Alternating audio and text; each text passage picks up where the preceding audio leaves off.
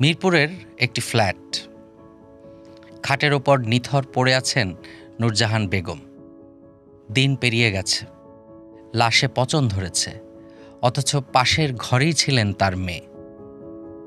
তার আরও ৩ ছেলে আছে, একজন যুগ্ম সচিব, একজন বিশ্ববিদ্যালয়ের শিক্ষক, আরেকজন প্রবাসী। সবাই শিক্ষিত, প্রতিষ্ঠিত, কিন্তু কেউ বুঝতে পারেনি কিংবা বুঝতে চায়নি একজন মা নিঃশব্দে পৃথিবী ছেড়ে চলে গেছেন। প্রশ্নটা শুধু নূরজাহান বেগমকে নিয়ে নয়, প্রশ্নটা আমাদের সবাইকে নিয়ে, আমাদের পরিবারগুলো নিয়ে, আমাদের সমাজ নিয়ে। আমরা কি এমন এক সময়ে এসে দাঁড়িয়েছি যেখানে সন্তানের সাফল্য আছে কিন্তু দায়িত্ববোধ নেই, শিক্ষা আছে কিন্তু হৃদয়ে মমতা নেই, আর্থিক সফলতা আছে কিন্তু হাতে সময় নেই? নূরজাহান বেগমের ঘটনা শুনে অনেকেই বিস্মিত হয়েছেন, কিন্তু সত্যি বলতে কি কোনো ঘটনাই বিচ্ছিন্ন ঘটনা নয়। কয়েক বছর আগে সিরাজগঞ্জে 5 ছেলে তার বৃদ্ধ বাবা মাকে কবরস্থানের পাশে রেখে চলে গিয়েছিল, কারণ তাদের থাকার জায়গা ছিল না। পাবনায় জমি লিখে না দেওয়ায় বৃদ্ধা মাকে ঘর থেকে বের করে দেওয়া হয়েছিল। ঘটনাগুলো আলাদা, কিন্তু বার্তাটা একই। বৃদ্ধ বাবা মা যেন অনেক সময় পরিবারের কেন্দ্র থেকে সরে গিয়ে বোঝা হয়ে উঠছেন। কেন এমন হচ্ছে? ঢাকা বিশ্ববিদ্যালয়ের নৃবিজ্ঞান বিভাগের অধ্যাপক ডক্টর জোবায়দা নাসরিন আমাকে বলেছেন, আমাদের সমাজের সম্পর্কের গভীরতা কমে যাচ্ছে। পরিবারে যে মূল্যবোধ, যে অংশীদারিত্ব, যে দায়বদ্ধতা ছিল তা ধীরে ধীরে ক্ষয়ে যাচ্ছে। একই সঙ্গে বয়স্ক মানুষদের গুরুত্ব কমিয়ে দেখার প্রবণতাও বাড়ছে। অন্যদিকে ব্যারিস্টার রুমিন ফারহানা একটি গুরুত্বপূর্ণ কথা বলেছেন। তার মতে, দরিদ্র পরিবারে এমন ঘটনা দেখা যায় না। তাদের সংকট থাকে কে বাবা কিংবা মা বা উভয়ের দায়িত্ব নেবে, কারণ তাদের আর্থিক সংকট থাকে। কিন্তু উচ্চবিত্ত ও শিক্ষিত পরিবারে তো সেই সংকট নেই, তাদের দায়িত্ব এড়িয়ে যাওয়ার প্রবণতাই সবচেয়ে বেশি।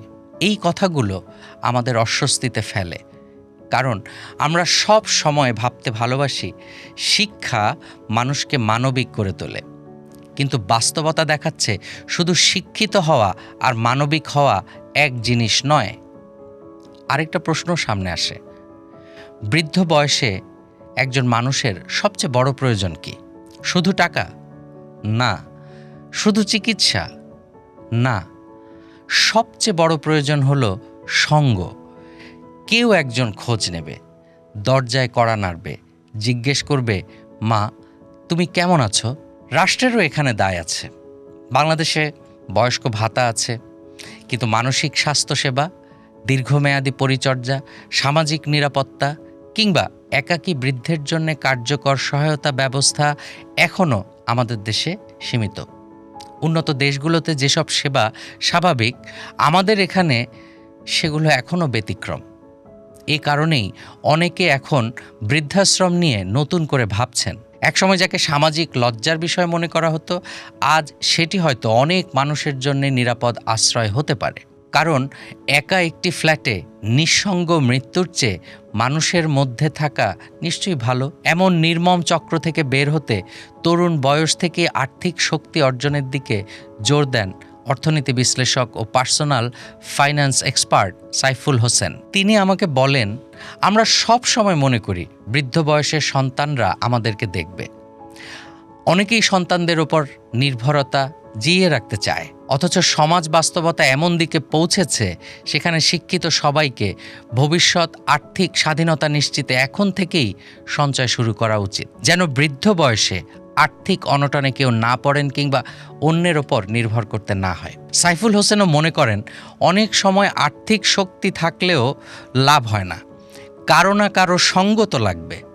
সেক্ষেত্রে বিদেশের মতো বৃদ্ধাশ্রমের বিস্তারে তিনি জোর দিয়ে বলেন, বাংলাদেশেও এখন বেশ কয়েকটি আধুনিক বৃদ্ধাশ্রম শুরু হয়েছে। সরকারকেও এগিয়ে আসতে হবে এ ধরনের উদ্যোগে। তবুও প্রশ্নটা তো মানবিকতার। পিতামাতার ভরণ পোষণ আইনও আছে বাংলাদেশে, শাস্তির বিধানও আছে। 2013 সালে করা এই আইনের মূল উদ্দেশ্য ছিল পিতামাতার ভরণপোষণকে আইনগতভাবে সুনিশ্চিত করা।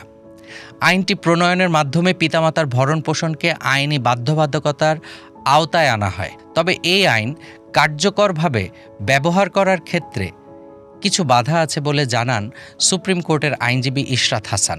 তিনি বলেন, আইনে বলা আছে পিতামাতার লিখিত অভিযোগ ছাড়া এই আইনে কোনো মামলা ম্যাজিস্ট্রেট গ্রহণ করতে পারবেন না। অর্থাৎ থানায় মামলা হতে কোনো বাধা নেই, কিন্তু যখন মামলাটার কগনিজেন্স নিতে হবে তখন অবশ্যই লিখিত অভিযোগ থাকতে হবে পিতা বা মাতার। আইনের 7 ধারায় এই বারটা দেয়া আছে। আইনের এই ধারার কারণেই আদালত মামলা যে গ্রহণ করবে সেটা পারছে না। পিতামাতার ভরণপোষণ আইনে এও বলা আছে শুধু টাকা পয়সা দিলেই হবে না, তাদেরকে সঙ্গও দিতে হবে। একই সঙ্গে এটা যে শুধু সন্তানের উপর প্রয়োগ হবে তা নয়, এমনকি ছেলের স্ত্রী কিংবা মেয়ের স্বামীর পক্ষ থেকে যদি কোনো বাধা আসে সেক্ষেত্রে তাদেরও শাস্তির বিধান আছে। কিন্তু কোনো আইন কি সন্তানের ভালোবাসা নিশ্চিত করতে পারে? কোনো আদালত কি মায়ের জন্যে অপেক্ষা করে থাকা একটি ফোন কল আদায় করে দিতে পারে? সম্ভবত না, কারণ বাবা মায়ের প্রতি দায়িত্ব কেবল আইনি বাধ্যবাধকতা নয়, এটি একটি নৈতিক চুক্তিও, যা শুরু হয় জন্মের মুহূর্ত থেকে। আজ নূরজাহান বেগম নেই, কিন্তু তার মৃত্যু আমাদের সামনে একটি আয়না তুলে ধরেছে। সেই আয়নায় আমরা নিজেদেরকেই দেখছি। প্রশ্নটা এখন আমাদের সবার জন্য, আমরা কি এমন একটি সমাজ তৈরি করছি যেখানে মানুষের দীর্ঘ সংগ্রামী জীবনের গল্প থাকবে, কিন্তু শেষ প্রান্তে নিঃসঙ্গ থাকা গল্পটা হারিয়ে যাবে? আর যদি সেই উত্তর হ্যাঁ হয়, তাহলে নূরজাহান বেগমের মৃত্যু শুধু একটি পরিবারের ট্র্যাজেডি নয়, এটি আমাদের সময়ের সবচেয়ে নির্মম একটি সতর্কবার্তা, যেখানে মায়ের গলিত লাশ চোখে আঙুল দিয়ে দেখায় সমাজটা কিভাবে পচে যাচ্ছে ধীরে ধীরে।